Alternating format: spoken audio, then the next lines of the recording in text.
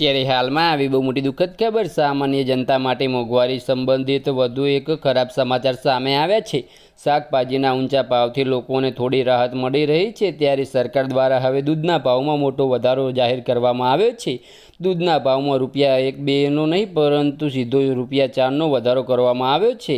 રાજ્ય સરકારે નંદિની બ્રાન્ડના દૂધ અને દહીંમાં ભાવમાં લીટર કિલો દીઠ ₹4નો વધારો કરવાની જાહેરાત કરી છે। આ નવા દર 1 એપ્રિલ 2025થી લાગુ થશે। રાજ્યના પશુપાલન મંત્રી કે વેંકટેશ આ જાહેરાત કરી અને કહ્યું કે આ પગલું ડેરી ખેડૂતોને પ્રોત્સાહિત કરવા અને દૂધ ઉત્પાદન વધારવા માટે લેવામાં આવ્યું છે। મંત્રીએ કહ્યું કે દૂધ અને દહીંના ભાવમાં વધારો કરવાનો નિર્ણય મુખ્યમંત્રી સિદ્ધારમૈયાની અધ્યક્ષતામાં મળેલી કેબિનેટ બેઠકમાં લેવામાં આવ્યો હતો। વેંકટેશના જણાવ્યા અનુસાર નંદિની બ્રાન્ડમાં દૂધ અને દહીંના ભાવમાં વધારો કરવાનો નિર્ણય રાજ્યમાં ડેરી ઉદ્યોગને પ્રોત્સાહિત કરવા અને દૂધ ઉત્પાદન અને પ્રોસેસિંગના ખર્ચને ધ્યાનમાં રાખીને લેવામાં આવ્યો હતો। બસ આજ માટે આટલું જ। અને અમારી યુટ્યુબ ચેનલ પર નવા હોય તો લાઇક, શેર અને સબસ્ક્રાઈબ કરી દેજો। ધન્યવાદ।